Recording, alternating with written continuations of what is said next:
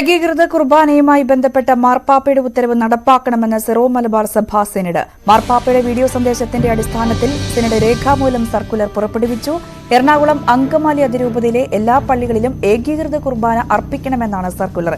Tom Kuriakose വാർത്തയുടെ വിശദാംശങ്ങൾ പങ്കുവയ്ക്കും. ടോം, ഈ സർക്കുലറിൽ ചൂണ്ടിക്കാട്ടിയ കാര്യങ്ങളാണ് നമ്മളിപ്പോൾ വ്യക്തമാക്കിയത്. അതിന്റെ ഒരു പൂർണ്ണമായ ഉള്ളടക്കം എങ്ങനെയാണ്? രഞ്ജിനി, സിറോ മലബാർ സഭയുടെ മേജർ ആർച്ച് ബിഷപ്പായി മാർ റാഫേൽ തട്ടിൽ ചുമതലയേറ്റ ശേഷം നടന്ന സിറോ മലബാർ സഭ സിനഡിലാണ് ഇത് സംബന്ധിച്ച സർക്കുലർ ഇപ്പോൾ പുറപ്പെടുവിച്ചിരിക്കുന്നത്. നേരത്തെ ക്രിസ്മസിന് മുതൽ, അതായത് ഡിസംബർ 25 മുതൽ എറണാകുളം അങ്കമാലി അതിരൂപതയിലെ എല്ലാ പള്ളികളിലും ഏകീകൃത കുർബാന നടപ്പാക്കണമെന്ന് മാർപ്പാപ്പ വീഡിയോ സന്ദേശം വഴി ആഹ്വാനം ചെയ്തിരുന്നു. പക്ഷെ അതിനുശേഷമോ, അതായത് ക്രിസ്മസിന്റെ അതേ ആ പതിനാ കുർബാനയ്ക്ക് മാത്രം ഏതാനും ചില പള്ളികളിൽ ഏകീകൃത കുർബാന അർപ്പിച്ചതൊഴിച്ചാൽ ഇപ്പോഴും എറണാകുളം അങ്കമാലി അതിരൂപതയിലെ ഭൂരിപക്ഷം പള്ളികളിലും ജനാഭിമുഖ കുർബാന തുടരുകയാണ്. അതായത് സിനഡിന്റെയും മാർപ്പാപ്പയുടെയും സഭയുടെയും നിർദ്ദേശം അവഗണിച്ചുകൊണ്ടാണ് ഇപ്പോൾ വിമത വിഭാഗം മുന്നോട്ട് പോകുന്നത്. ഈ സാഹചര്യത്തിലാണ് സിറോ മലബാർ സഭയുടെ പുതിയ സിനഡ് കഴിഞ്ഞ ദിവസം യോഗം ചേർന്ന് ഇത് സംബന്ധിച്ച് വീണ്ടും ഉത്തരവ് നടപ്പാക്കിയിരിക്കുന്നത്. എല്ലാ വൈദികർക്കും വിശ്വാസികൾക്കും ആയി ഇപ്പോൾ സർക്കുലർ പുറപ്പെടുവിച്ചിരിക്കുന്നത്. മാർപ്പാപ്പയുടെ നിർദ്ദേശപ്രകാരം എല്ലാ പള്ളികളിലും ഏകീകൃത കുർബാന നടപ്പാക്കണമെന്നാണ് ഈ സർക്കുലറിൽ പറയുന്നത്. നമ്മുടെ പരിശുദ്ധ പിതാവ് പൈതൃകമായ സ്നേഹത്തോടെ നൽകിയ ഈ ആഹ്വാനം കത്തോലിക്ക വിശ്വാസികൾ എന്ന നിലയിൽ നിങ്ങൾ എല്ലാവരും ഹൃദയപൂർവ്വം സ്വീകരിക്കുകയും മാതൃകാപരമായി നടപ്പിലാക്കുകയും ചെയ്യണമെന്ന് ഞങ്ങൾ സ്നേഹപൂർവ്വം അഭ്യർത്ഥിക്കുകയാണെന്നാണ് ഈ സർക്കുലറിന്റെ ഉള്ളടക്കം. അതായത് വരുന്ന ദിവസങ്ങൾ മുതൽ ഈ സിറോ മലബാർ സഭയിൽ, പ്രത്യേകിച്ച് എറണാകുളം അങ്കമാലി അതിരൂപതയിലെ എല്ലാ പള്ളികളിലും ഉത്തരവ് നടപ്പാക്കണം. ഈ സിനഡ് ഏകീകൃത കുർബാന നടപ്പാക്കണമെന്ന കർശനമായ നിർദ്ദേശമുണ്ട്. ഈ സർക്കുലർ അടുത്ത ഞായറാഴ്ച എല്ലാ പള്ളികളിലും വായിക്കണമെന്നും അപ്പോസ്തോലിക് അഡ്മിനിസ്ട്രേറ്റർ, എറണാകുളം അങ്കമാലി അതിരൂപതയിലെ apostolic administrator bishop Bosco Puthur പുറപ്പെടുവിച്ച സർക്കുലർ പറയുന്നുണ്ട്. ഈ സർക്കുലറിനൊപ്പം സിറോ മലബാർ സഭയിലെ എല്ലാ ബിഷപ്പുമാരും, സിനഡിൽ പങ്കെടുത്ത എല്ലാ ബിഷപ്പുമാരും ഒപ്പിട്ട ഒരു രേഖയും ഇതിനോടൊപ്പം തന്നെ പുറത്തുവിട്ടിട്ടുണ്ട്. ഇതും എല്ലാ പള്ളികളിലും വായിക്കണമെന്ന നിർദ്ദേശമാണ്. അതായത് ഏകീകൃത കുർബാന വിഷയത്തിൽ സഭാ നേതൃത്വം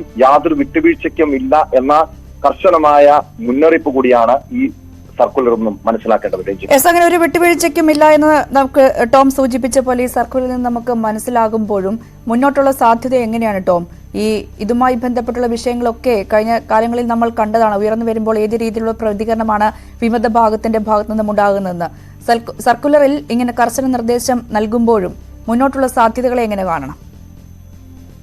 രഞ്ജിനി, കഴിഞ്ഞ ദിവസങ്ങളിൽ നമുക്കറിയാം, കഴിഞ്ഞ 2-3 വർഷങ്ങളിലായി സിറോ മലബാർ സഭയില് ഉരുത്തിരിഞ്ഞു നിൽക്കുന്ന പല വിഷയങ്ങൾ, തർക്കങ്ങൾ, അത് ഭൂമിയിടപാടുമായി ബന്ധപ്പെട്ട വിഷയം, കുർബാന തർക്കം, ഇതൊക്കെ വളരെ രൂക്ഷമായ സാഹചര്യത്തിലായിരുന്നു കർദിനാൾ മാർ ജോർജ് ആലഞ്ചേരി സഭയുടെ അധ്യക്ഷ പദവി ഒഴിഞ്ഞത്.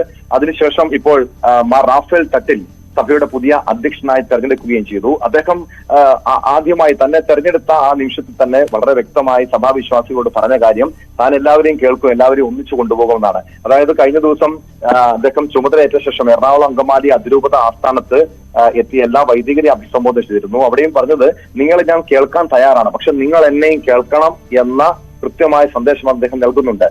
ഈ പ്രത്യേകിച്ച് ഈ കുർബാന വിഷയത്തിൽ തന്നെയാണ് ഇപ്പോൾ സഭയിൽ വലിയ പ്രശ്നം നിലനിൽക്കുന്നത്. പുതിയ മേജർ ആർച്ച് ബിഷപ്പിനെ സംബന്ധിച്ച് ഏറ്റവും വെല്ലുവിളി നിറഞ്ഞ കാര്യം ഈ മാർപ്പാപ്പയുടെ നിർദ്ദേശവും സിനഡിന്റെ നിർദ്ദേശവും നടപ്പാക്കാൻ വൈദികരെ, വിമത വിഭാഗം വൈദികരെ പ്രേരിപ്പിക്കുക എന്നുള്ളത് തന്നെ, അവരെ സ്നേഹത്തോടു കൂടി തന്നെ അദ്ദേഹം ഉൾക്കൊണ്ടുകൊണ്ട് അവരെയും കൂടി ചേർത്ത് നിർത്തി അവരെയും കൂടി വിശ്വാസത്തിലെടുത്തുകൊണ്ട് മുന്നോട്ട് പോകുന്ന സമീപനമാണ് പുതിയ മേജർ ആർച്ച് ബിഷപ്പിന്റേത്. പക്ഷേ വിമത വിഭാഗം ഇപ്പോഴും തങ്ങളുടെ നിലപാടുമായി മുന്നോട്ട് പോകുന്നു. ജനാഭിമുഖ കുർബാന തുടരുമെന്ന നിലപാട് അവർ ഉറച്ചു നിൽക്കുന്നു. പക്ഷേ പുതിയ മേജർ ആർച്ച് ബിഷപ്പ് ഇവരെ എങ്ങനെ സമീപിക്കും? ഇത് ഒരു വലിയ രീതിയിൽ സമ്മർദ്ദം ചെലുത്താതെ അവരെയും കൂടി വിശ്വാസത്തിൽ എടുത്തുകൊണ്ട് പരമാവധി ഒരു സംഘർഷം ഒഴിവാക്കിക്കൊണ്ട് ഈ വിധി നടപ്പാക്കാൻ, ഈ ഉത്തരവ് നടപ്പാക്കാൻ, പ്രത്യേകിച്ച് കുർബാനയുമായി ബന്ധപ്പെട്ട ഉത്തരവ് നടപ്പാക്കാനുള്ള ഒരു നീക്കമായിരിക്കും അദ്ദേഹത്തിന്റെ ഭാഗത്തുണ്ടാകുക. അതിനിടെ പല പള്ളികളിലും കഴിഞ്ഞ ദിവസങ്ങളിൽ ചില തർക്കങ്ങളും പ്രശ്നങ്ങളും സംഘർഷങ്ങളും ഒക്കെ ഉണ്ടായിട്ടുണ്ട്. കാക്കനാട്ടെ ഒരു പള്ളിയിലും അതോടൊപ്പം ആലുവ പ്രസന്നപുരം പള്ളിയിലുമൊക്കെ ഇപ്പോഴും ചില സംഘർഷം, കുർബാനയുമായി ബന്ധപ്പെട്ട ചില സംഘർഷങ്ങൾ നിലനിൽക്കുന്നുണ്ട്. ഒരുപക്ഷെ സഭാ നേതൃത്വത്തിന്റെ ഭാഗത്തുനിന്നും ഒരു ശക്തമായ നടപടി ഉണ്ടായില്ലെങ്കിൽ, ഈ ഏകീകൃത കുർബാന വിഷയത്തിൽ നടപടി ഉണ്ടായില്ലെങ്കിൽ പല പള്ളികളിലും ഈ സംഘർഷ സാഹചര്യങ്ങൾ ഉടലെടുക്കാനുള്ള ഒരു സാധ്യതയുമുണ്ട്. പലരും നിയമ നടപടികളുമായി ചില ഇടവകൾ മുന്നോട്ട് പോകുന്നുണ്ട്. കുർബാന വിഷയത്തില് ഏകീകൃത കുർബാന നടപ്പാക്കണം, സിനഡിന്റെ കുർബാന നടപ്പാക്കണം ആവശ്യപ്പെട്ടുകൊണ്ട് നിയമ നടപടികളുമായി ചില ഇടവകൾ മുന്നോട്ട് പോയിട്ടുമുണ്ട്. പക്ഷെ എന്തായാലും വരും ദിവസങ്ങളിൽ ഇതുമായി ബന്ധപ്പെട്ട സഭാ നേതൃത്വം എന്ത് നടപടികൾ, എന്ത് നിലപാടുകൾ സ്വീകരിക്കുമെന്നുള്ളതാണ് ശ്രദ്ധേയമായിട്ടുള്ള കാര്യം. അതാണ് ശ്രദ്ധേയം. ടോം കുര്യാക്കോസ് ആണ് വാർത്തയുടെ വിശദാംശങ്ങൾ പങ്കുവച്ചത്.